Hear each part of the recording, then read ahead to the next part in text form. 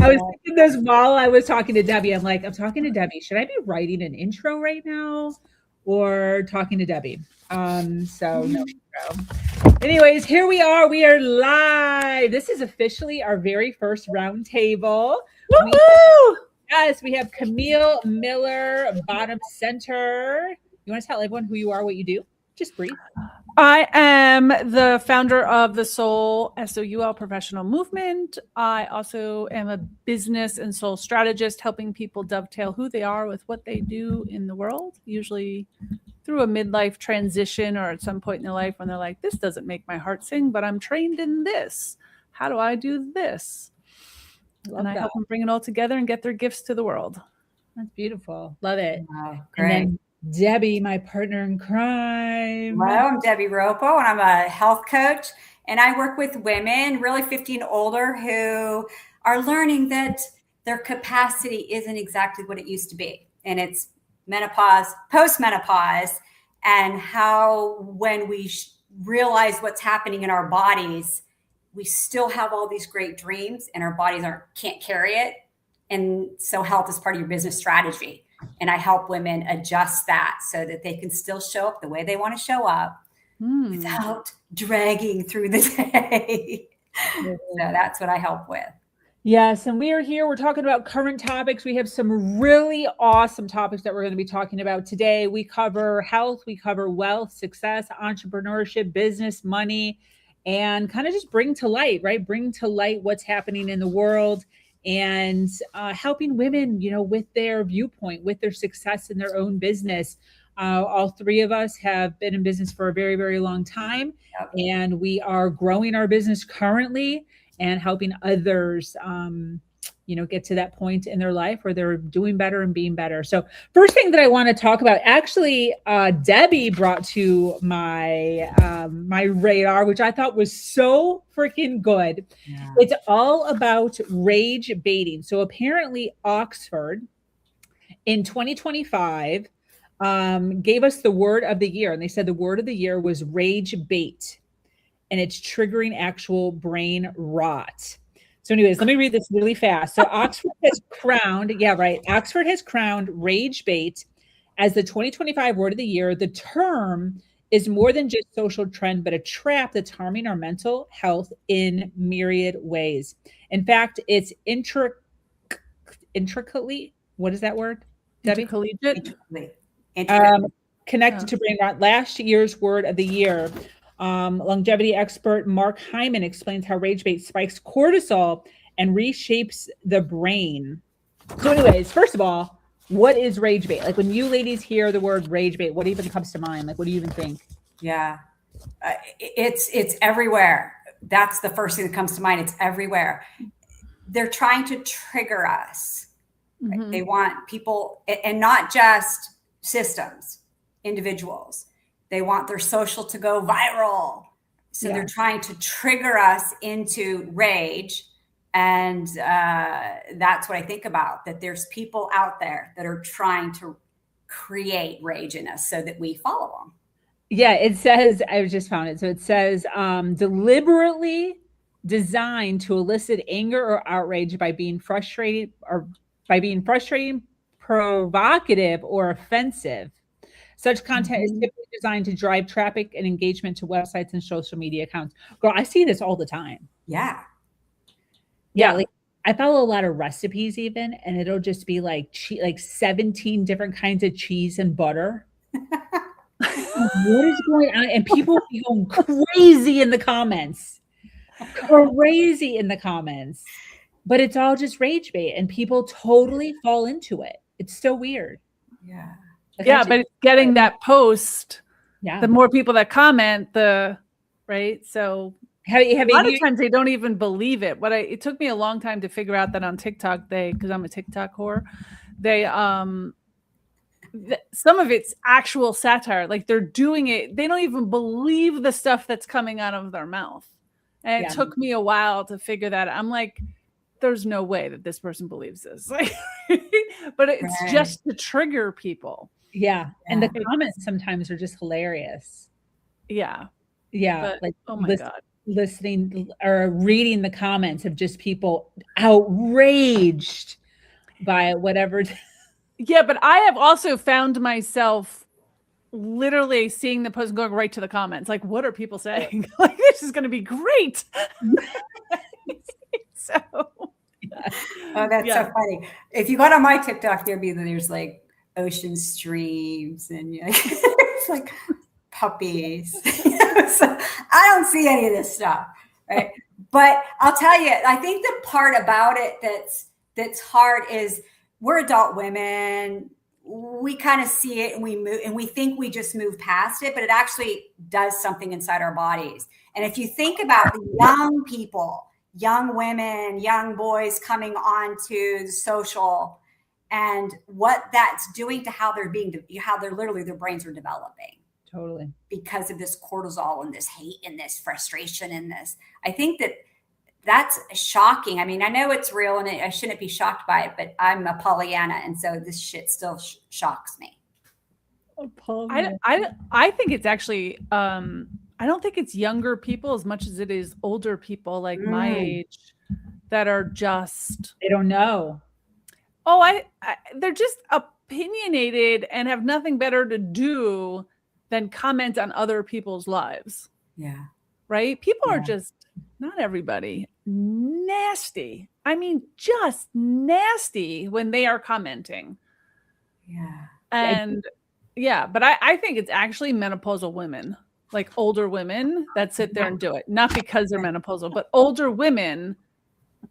Like, you people are crazy. Okay, so first of all, okay, before we continue, what are some examples of rage bait?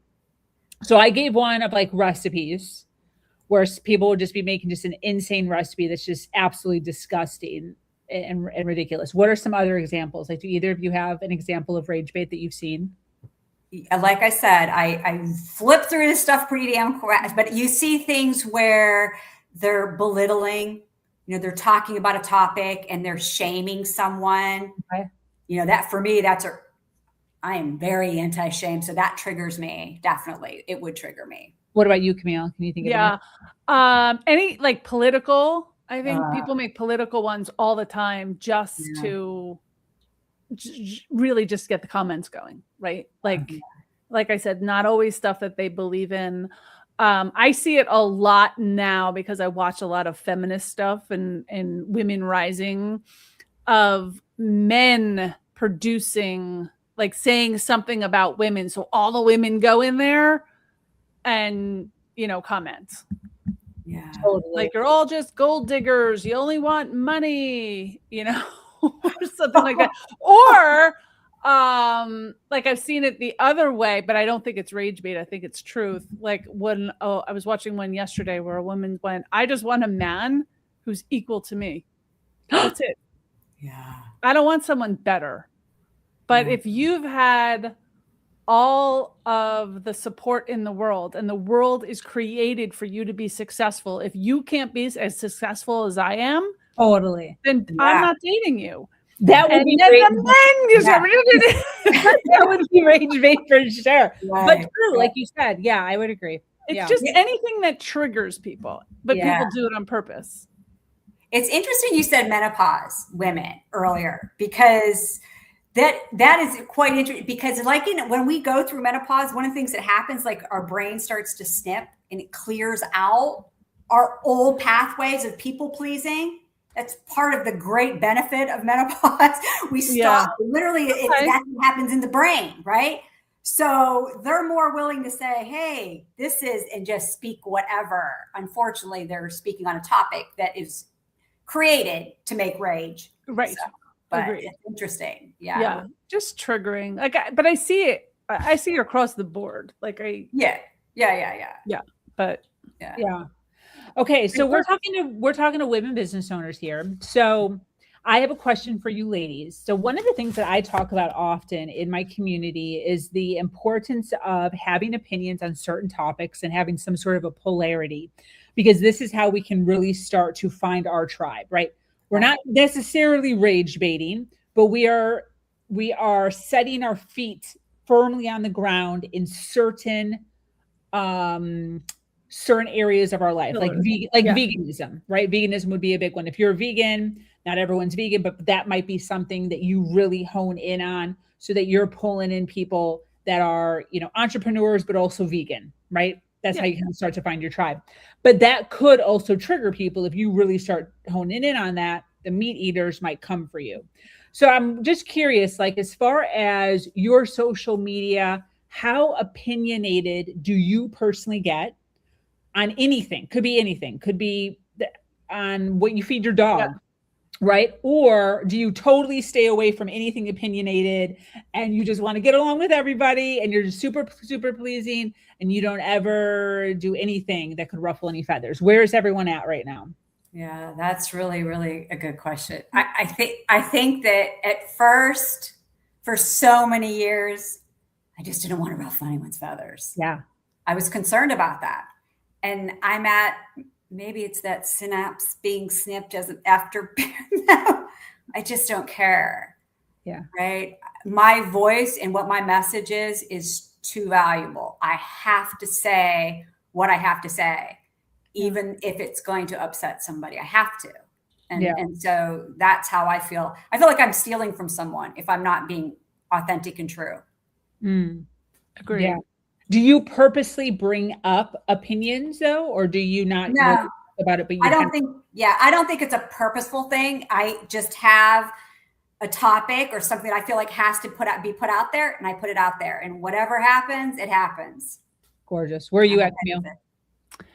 So I don't put out a lot, but I think some of the examples you gave is actually filtering. Ooh, it's not rage bait. You're filtering out for the people that resonate with you. Beautiful. And I think that's okay. When you go deep into something, it's like how I use the word soul, because if soul triggers you, you're not my people. I don't want you following me. Right. So filtering, I think, is very different. Just like I teach my clients and students, like filtering questions, like if they're having one-on-ones, like just here's 5 questions to ask, because when they answer them, you're going to know if that's your people. You don't have to talk them into anything because they're already answering. They're not your people. So you like filtering, I call them qualifying questions. You have 5 qualifying questions.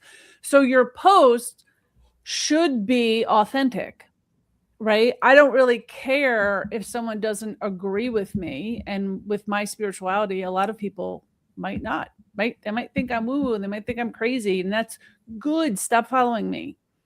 Right. I get excited when people unsubscribe because I'm like, good, that's filtering them out. Right. It hones my list better.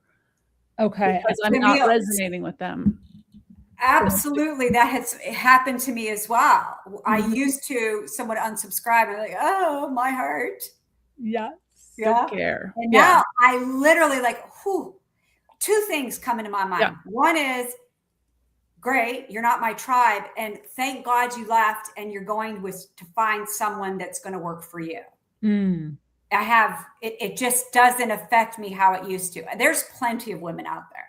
Yeah. There's plenty of people for me to support. My people are my people. Agreed. Yeah. I love this. This was really good, Camille. I'm glad I asked this question because I do feel like that is a thought process with a lot of women business owners in this field of online mentoring, coaching, online businesses, is they don't necessarily want to be giving their opinion because they feel as if it's going to cause a lot of ruffling of the feathers. It's going to look sort of rage baity-ish. But in essence, if we were to change the way we say it, right? Be more curious or more open-ended about whatever it is, like you using the word spiritual, would strike up a conversation versus strike up total mayhem. Yeah. So it's the way of which you deliver it, and it's also the way of which you are deciding to view it. So like the frame of mind you're in when you're doing it. I love that. Yeah. I think it's the intention behind it. What's the intention of it? Because the rage bait, they're intending to create rage. That's what the goal is. When you're filtering, it's a whole different ballgame. You're just doing that. You're filtering. So it's 2 different things. Agreed. Yeah. Agreed. one of the things that it says here on page 4 is how to recognize rage bait online. And the last bullet point I really like, it says, the expert says these tactics manipulate our emotions, keeping us engaged while our mental health suffers. So we really have to be checking in with ourselves, right? Yeah. We really need to be checking with ourselves. If there is something that you're watching online and you're finding that you're not able to regulate your emotions, you got to exit side left. Yeah, exactly. You got to get out of there, get out of the comments. And also commenting, it just keeps the conversation rolling, because every single time somebody comments on your comment, you're getting notified and getting pulled back into that conversation. Right. Especially on TikTok. I mean, if you look at one thing for more than 3 seconds, boy, all of a sudden it's 20 of those. And that's why. Flip through those quick and slow down on the slow streams going through the river with beautiful sounds. Absolutely. Absolutely. Okay, so it says how to protect yourself from rage bait. Recognize the pattern. Ask yourself if the content is designed to make you angry. Pause before engaging and don't comment or share when emotions are high. Curate your feed. This is what Debbie was just talking about, right? She's like, I get it, but like, I don't really have that stuff in my feed, because she's curated her content and has unfollowed accounts, and make sure that if it does come up in her feed, she doesn't buy into it. She just swipes. She just swipes right away to keep her feed clean. We need to limit our exposure, set boundaries, and then choose quality content. So a lot of the stuff that comes into mind, I watch a lot of recipes, a lot of business content. I do watch politics also. But a lot of the stuff that I follow, I make sure that it's even, right? I'm very much like, I'm looking at a little bit of this and a little bit of that, and my algorithm kind of sees that I'm very open-minded with a lot of the things that I listen to and watch. And we have to realize sometimes when I hear people complain about their social media, I just think to myself, like, that you curated that, right? you hear politics say that, and this is so bad, and all there are young women. You're like, whoa, buddy, you're just, you're admitting what you're watching. Yes. All right. So this next topic, I'm actually really freaking excited about. So the woman who's made the most amount of money in 2025, her name is Coco Gauff. 33 million. Okay, write that down, because this is like insane. 33 million. She's a tennis player. She's 25 years old. What's so interesting about this, which is what I kind of want to talk about. So first we're going to dive into like all the good stuff. We're going to talk about business, and then I kind of want to shift into something that's actually low-key a little fucked up. So her money is, yes, tennis, but also, so it's called on-court and off-court earnings. So prize money, bonuses, salaries, right? But then also endorsements, licenses, appearances, memorabilia, shoes, tracksuits, hats, all the things, right? Has equaled to be the 33 million. That's how Forbes has created that. One of the things that really came up for me while I was reading this, and like super proud of her, right? Just like, girl, let's fucking go. She's 25 years old. She's made it to the top, like super exciting for her. But what really came up for me, and I'm again interested in knowing what you ladies have to say about that or think about this, is as business owners, right? We so often concentrate so much on just like the one thing we're doing. We're selling one-on-one coaching. We're doing this one thing, we stay in this lane. I'm very curious to know you, or if you know other women who are also making offshoot money off of affiliates, off of ads, off of an eBay account, an Amazon account, where they're, selling other things that make sense with this. Like, for instance, Amanda Bryant, her and I, she's a travel agent. She's an H Club. And she's been dabbling with thinking about getting an Amazon account where she is selling luggages, selling travel tags, selling sunglasses, and putting this on her website just strategically, putting this in her newsletter strategically, so that she can make, some extra little money here and there off of, being an affiliate of Amazon. So I'm kind of curious. I thought this was amazing. Like, she's the number one, but a lot of it's coming from outside stuff that has nothing to do with tennis. Yeah. So what are your thoughts? Anything you've heard, seen out there? I used to so I'm an Amazon affiliate, but I never really built it up. What I were you started it. concentrating on? Was it something totally different, or was it? Sorry. So I'm an affiliate, which means I could sell anything. Yeah. I could put anything on my website or wherever I choose to do it, and I would get a piece of it. And I did this like way back, way when I started the parent company, NLBP. So and I used to have it all on the website and been like, people starting podcasts, here's good microphones, here's good lighting, here's, so I did do all of that. And I had little buy lists. I did do all of that. I really don't do it anymore, but I keep saying I should go back to, right? Because having multiple streams of income is just smart, right? And having something that's passive is really smart in how we have to build wealth. So affiliates is something that I'm leaning into a lot more. I don't do a lot with it, but I'm even thinking on my own because of, we have so many soul professionals all over the world of doing recommendations or affiliate shares with, some of the people that are there. And I also open up my own programs to other people that don't do what I do or don't do the level that I do.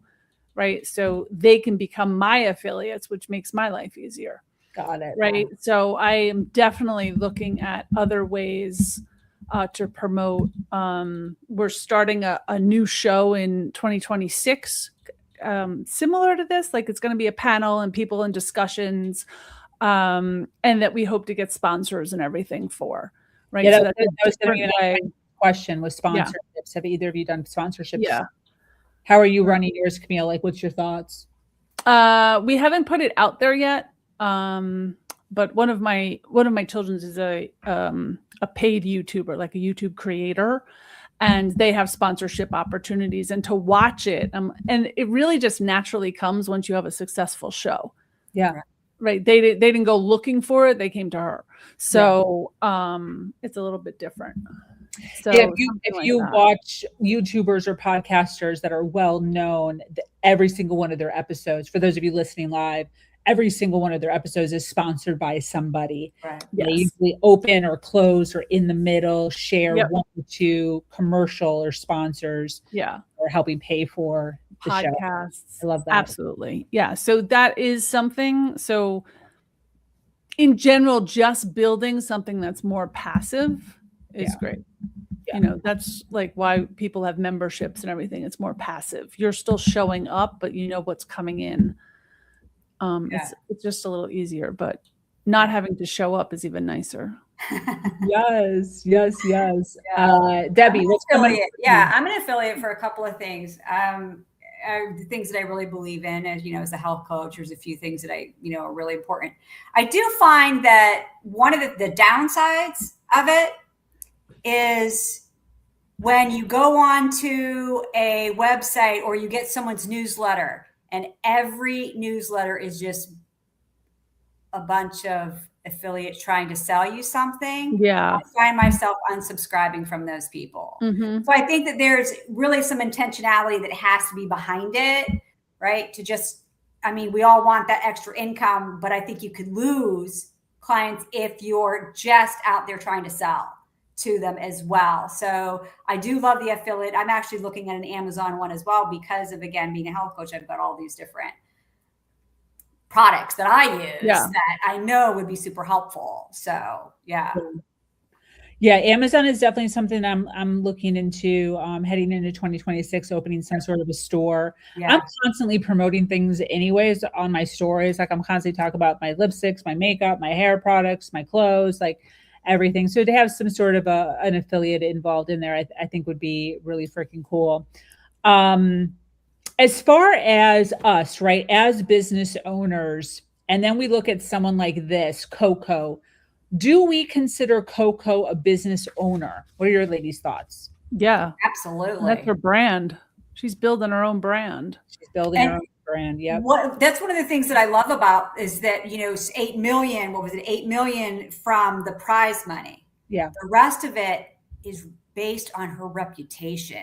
Yep. Because there's a lot of people that have her skill set. Well, maybe not a lot of people, but there are people that have her skill set, but her reputation is what's getting her all of these endorsements. Yeah. Right. Yeah. And it's kind of exactly what Camille said too. Like once you start up a podcast or a panel or whatever you're doing, right, a show, eventually once you get enough traction, people start coming to you, but you have to be marketable, right? You have to have the reputation, as Debbie said, where people would actually want to be associated with you. Absolutely. Yeah. I think that's why your private social and all the things that you do, you're always in business. Yeah. Yeah. All the time. Yeah. Right. Your business is your storefront. Yeah. You're always in business. You're who you are is your business. At least that's how I've always seen it. You can't pretend and be one person one way and another person another way. I think your people, your clients, the people are going to know that. Yeah. You got to be who you are. That's where authenticity comes back in. 100%. Right? When you're showing up exactly who you are, that's what's it. So things like this, no matter what we're talking about, we're being truthful and authentic and showing up. And that's what people resonate with. And I think we're going to see even more of that going forward. Right? Especially with AI. Marketing and all of that, that's gone. People have been burned, right? And they're just not doing it. They're not investing the way they used to. Now it's about really getting to know people. So I think it's really important to have ways where people can get to know you. Yeah. Right. So I have the YouTube channel and classes, and I teach so people can see. So by the time they come through to me, they really already know who I am. Yeah. I didn't have to go do it. They followed me and Googled me and did everything ahead of time and just went, yep, this is someone I resonate with. Let me see what their programs are. Yeah. Totally. It's branding. Love it. So one of the things, so when I saw this 33 million, I was like, good girl, good for you. Let's roll. When I heard this amount of money though, I kind of dug in because I was like, dude, 33 million for what? Like, what is she doing? Is this 33 million a quarter, 33 million a year? The reason I was very curious about this is because the guy that I'm dating right now is super into sports. I've never dated a guy who's into sports before. It's like not a thing that I'm ever talking about or interested about in the least. And he talks often about money, this person for this money, this person for that money. And he's watching men's sports. Mm-hmm. And I'm almost positive that the money that he keeps talking about is way freaking higher than 33 million. So I'm like, what is going on here? So I actually Googled, what is the top money earners for men? What do you think is the top? What do you think is the top man? Man? Yeah, like she's the top woman in sports for the amount of money. What do you think the top man makes in sports? 110 million. Yeah, dude. More. Yeah. 275, dude. Oh, right. Soccer. 200. Right. That's like, how much more is that? Well, I looked this up, Camille. Wow. I did the research. Women combined, top 20 female athletes, 293 million. Yeah. Men, the top 20, 2.3 billion. Yep. Just incredible, right? What the difference is. And then I went and I'm like, okay, that's sports. Men are strong. What about Forbes top money earners? Just like in general, top whatever money earners in Forbes. And dude, it's all freaking men. Men. Yeah. It's all men. So I'm kind of curious, like, let me see until I actually get a woman. Number 15, Alice. Number 15, Alice. And then you have to get to in the 20s. Some of these, I don't know if they're men or women. So I might be doing us a disservice. Dude, we're in the 40s. I don't know. I don't see Jacqueline, woman, 46. Dude, that's intense. It's intense, but that's the way society has been built. I think that will change, but How do it we is how change it? we have built things. So this is the question: how? Like, what are the steps that we need to start talking about with women? Right, we're all in and amongst women business owners coming together as women, building businesses. What are we supposed to be doing? Like, how do we get to this next level? Where should we be in order to learn, to adapt, to change, to alter, to grow, so that we can start competing with this a bit? Well, I guess it's how we also define success, right? So if money and that number is what drives us, that number does not drive me. Good point. That doesn't mean that I don't love to be wealthy so I can impact more people. But as a woman with children, I'd rather have that than all the money in the world. Right. And my first priority is my family and my children. Most of those men could not have made that money without a woman behind them taking care of their home and their family. Absolutely. And giving their kids. Right. Absolutely. And that's the way society has built it. Right. Women work for free. They leave their careers. So many women are choosing either not to have children, or they're building careers in their 50s or 40s after their kids are older. Yep. And they've gone through that, and then they're going back. So I think that will shift. We're seeing more women in their 50s entrepreneurs that are highly successful, like 80, 90% success rates, right? I don't have it in front of me, but at one time I looked up the amount of money women made after the age of 50, or after they divorced, or after all the other stuff. And that is astronomical. And their success rate is, right? That is more, to me, that's more important, because you're also talking about family wealth that has probably been passed down to men, right? Or men are managing that wealth. Totally. Right? Yeah. So I think a lot of that is changing, and it's not going to change in a decade, because women just now are rising. No. Right. Yeah. Women just now are getting into, we're still not in leadership positions. We're still not political yet. Yeah. Right. There's so many places that we are not yet. And I think that is all changing, and more women are stepping up, and we can see in the generations behind me. I'm a Gen X. But my kids are very different. Right. And they're all creatives. They're all going to build their own businesses in the world. I already see it happening. And they have a different outlook. They expect to be leaders. They expect to be breadwinners. I did too, but it's a lot different. But my mother didn't. My mother didn't work, or she had a career and she stepped down for my father to make the money and to raise the kids and everything else. Right. And then when she decided to go back after she had 5 kids, she wasn't making good money. She could never afford the life that we had. Right. So it's been a disservice. But I think more and more women now are just going, yeah, I'm not doing that. Or they're doing it differently, or they're doing it in a partnership, or they're keeping their money separate. Right. My oldest just announced that they wanted to get married. And I was like, we're doing prenups.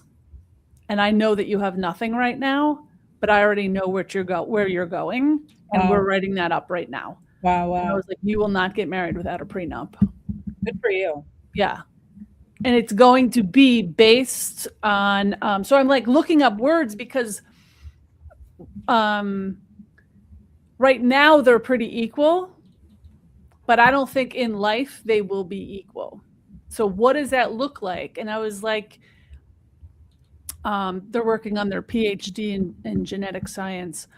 And I'm like, we're already seeing your trajectory, but if you stop to have children, what are we doing?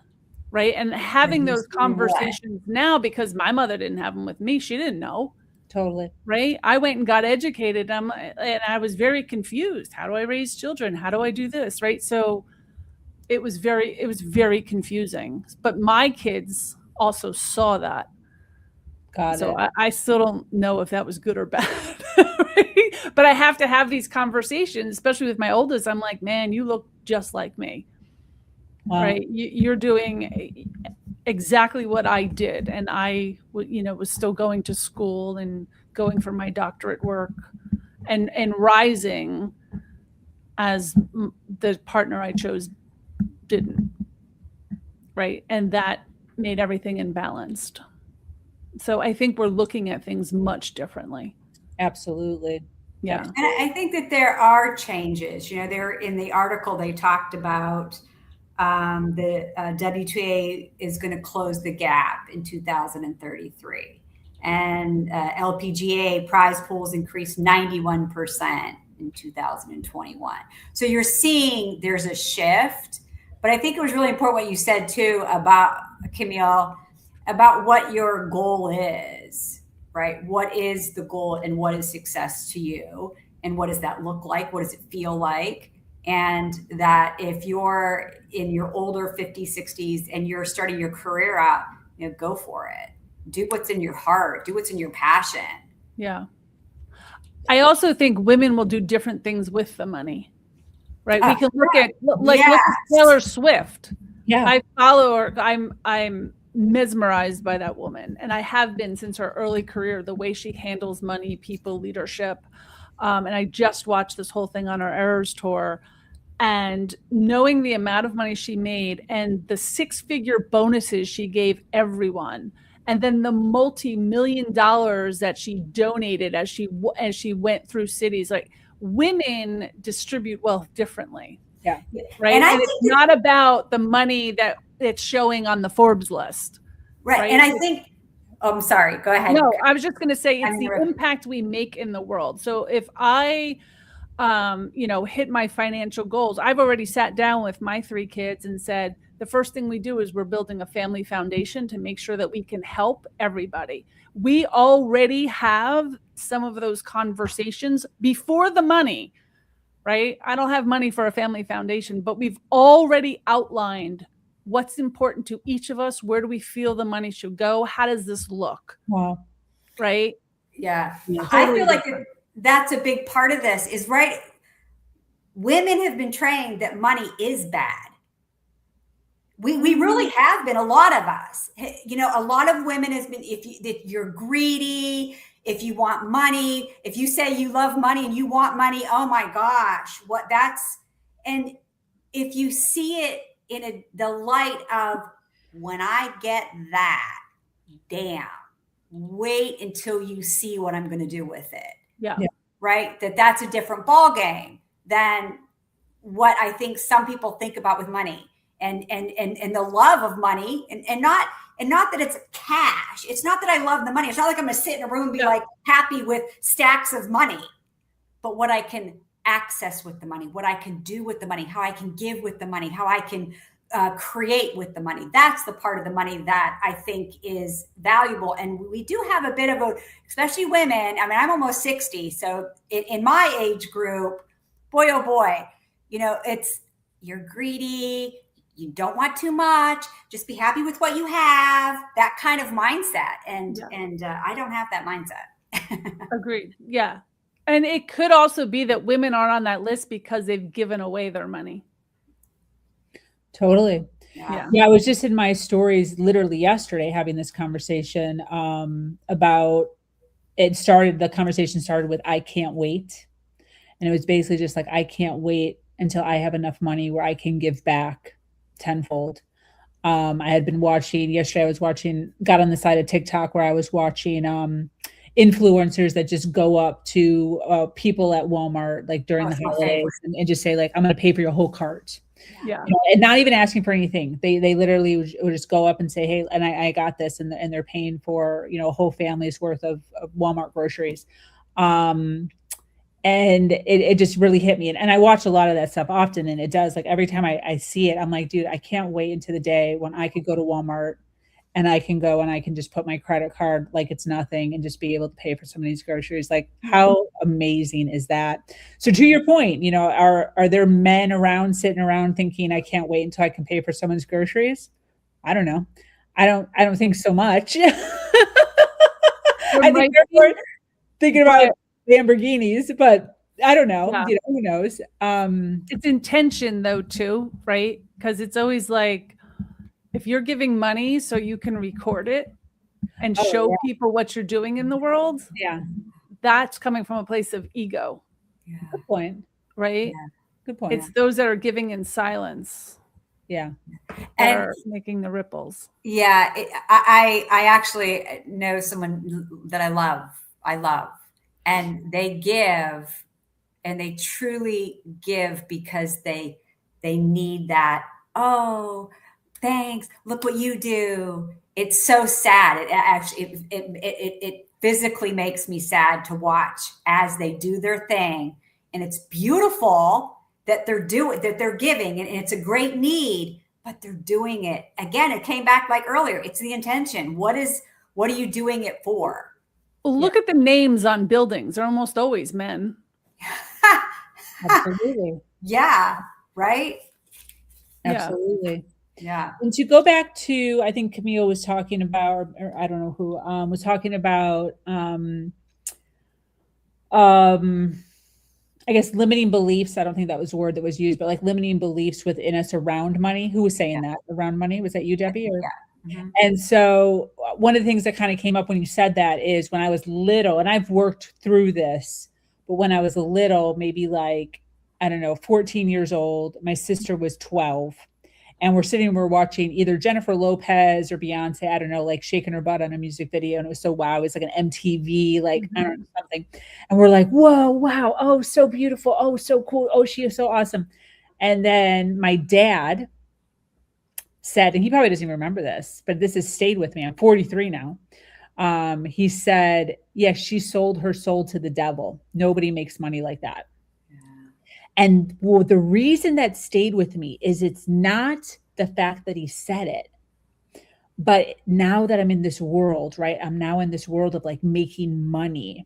I now correlate that with when I make money, when I get to that point where I'm making that money, will my dad think I sold my soul to the devil? Yeah, that's exactly what happens. I find it with my own women a lot. And you know, when we're having that conversation about what they're passionate, and they really have this, again, I work with women 50 and older, so it is different. I know than the younger crowd, but they have this real intense belief system that they have to stay small. Yeah. It's really a belief system that if I'm grand, and even being wealthy is somehow something they want to hide. Yeah. It's just really interesting to me. It's something that has to be switched. And I think these kind of conversations is exactly what needs to be, you know, we need to talk about this, because money is not the root of all evil. You know, that's not the truth. It's what you do with it and what the intention is behind it is whether it's evil or good, right? Yeah. Yeah, totally. Speaking of TikTok, lots of conversation around TikTok today. December 18th, TikTok signed a deal with U.S. operations to Oracle. Basically, what it looks like after reading this is they've given the ownership of the American viewers to America. So like America is now going to be able to control what America sees on TikTok and what they're placing on TikTok. The really interesting thing about this article, which like I had no freaking idea. I thought the US dominated TikTok. But according to this, which is, what is this? This is, I don't know what this is. NPR. So like reputable somewhat. TikTok has an estimated 2 billion users globally. Less than 10% are based in the US. That's insane. Where are all these people? Are they all in China? Well, I think once, so I'm, like I said, a TikTok whore. I love TikTok, but I actually stopped doing videos on TikTok. That's what when they started going back and forth with the, are we going to close TikTok? Are we not going to close it? I was like, I'm not building an audience for this to fall. Yeah. But since all of that's gone, TikTok has changed a lot. And when they brought it down for those 12 hours or whatever and brought it back, the algorithm absolutely changed. And you were really not seeing what's out there, like what everyone else is producing. And I thought that was so interesting because for the first time I realized how censored we were. Yeah. Because we were learning from other people what they think of and what they see, what they think of us in the US and what they see. And the other day, about the day before yesterday, our feeds changed again. Everyone started seeing for a couple hours all of their past videos and likes, which means they were absolutely hiding what was happening, and they're changing. So I am sure that everything is censored again. And I think it really ruined what is beautiful about TikTok. Yeah, I agree. And it's going to get worse. It's going to get worse. And I'm kind of like, okay, I got to stop it because I'm not really, I used to learn so much through TikTok, like recipes and just all sorts of stuff. Absolutely. But it's creating community. Yeah. And if there's anything the US hates is when people come together to create community. Right. So when it comes to business, I think that an important point about this is you can't build on rented land. So to try to build on Facebook, TikTok, I mean, they're great tools for sure, but to build your community on that, you're in trouble. Because again, the algorithm changes and all of a sudden, or you're selling everything that you sell is on TikTok. And then they decide, nope, we're not doing that anymore. You're not allowed to sell that. Your business is done. So to really think about making sure that you have your business is run and sits on land that you own. Yeah. Yeah. Absolutely. As far as either of you or what you're seeing in the realm of entrepreneurship, how many platforms should we be on, right? One of the things that I talk often about in Age Club is if you're not at 6 figures yet, you really need to just be honing in on one platform, right? That's just right. one platform all the day, because you're spreading yourself too thin. But then you see stuff like this, and I'm kind of like, well, maybe you should be on 2 platforms. I don't fucking know. So what are kind of your thoughts? Where are you at with this? Yeah. I'm a one platform person that I say I'm on other platforms, but they are not my priority. Yeah. I just started like putting stuff back. I started on Facebook. I'm really thick on LinkedIn now is where most of my followers are. But through all of it, I'm building my email list because I own that. Right. So if you're not filtering them out to get on your list somehow or inviting them to something where they're getting it, it's all pointless because if you have 10,000 followers, I have like probably 10,000 followers on each of them, except Instagram, which I stopped. That doesn't do me a damn thing. I don't care if they all like everything. I go viral. It doesn't make a difference if I'm not converting them over to my list. 100%. So, yeah. Good reminder to all the individuals listening. By the way, shout out to those of you listening live. Thank you so much for being here, hanging out with us. If you have made it this far and you're watching us on the replay, we would love it if you dropped in the comments and let us know that you're watching the replay so we can say hello to you. So I love this, Camille, email list. What are your thoughts, Debbie? What do you got? Yeah, 100%. I think that, again, that's that land that you own, your email list. So TikTok and all these socials, they want the data.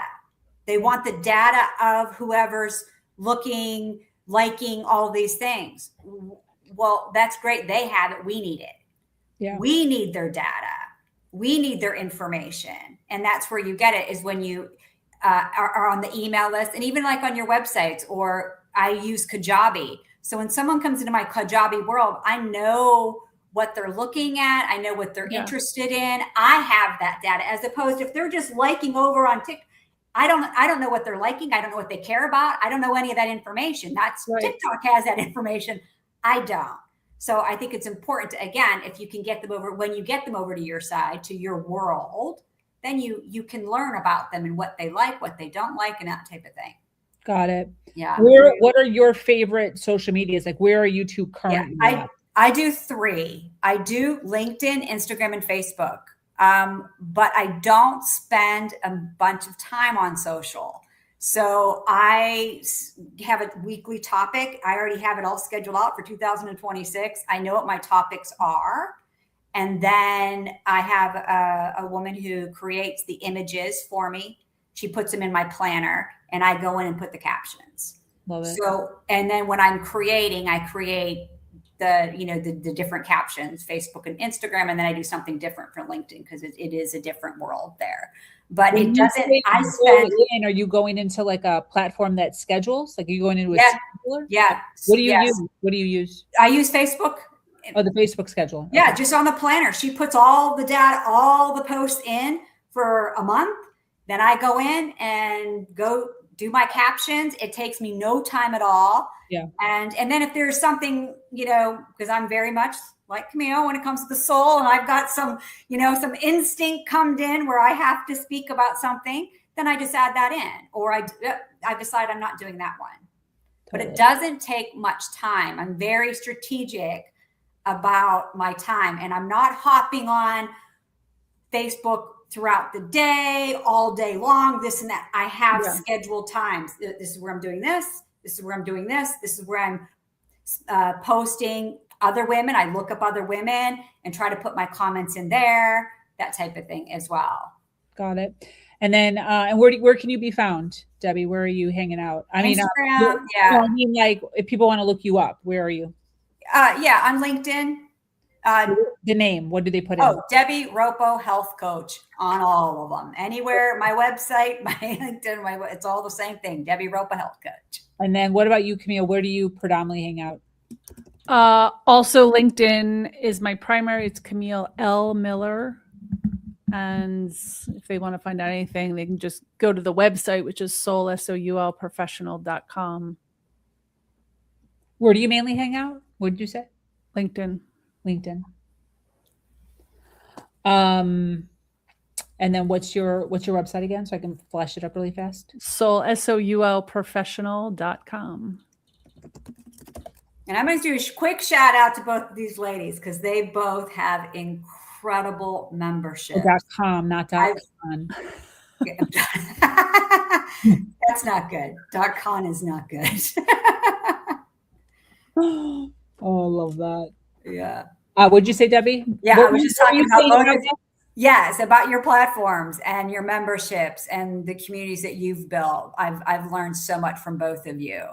So for the business women that are out there and they want to learn, right here, a couple incredible women to follow. I love it. Well, this was great. Yeah. This was phenomenal. So thank you. Loved it. For those of you listening live, thank you for being here, hanging out with us. We plan on being here every Monday at 3 p.m. covering topics around entrepreneurship, business, health, wealth, current topics, and just really excited to just give back, right? Give back to the women out there, keeping them top of current, right? Current things that are happening so that they can make moves in their business. But thank you so much for being here. And thank you.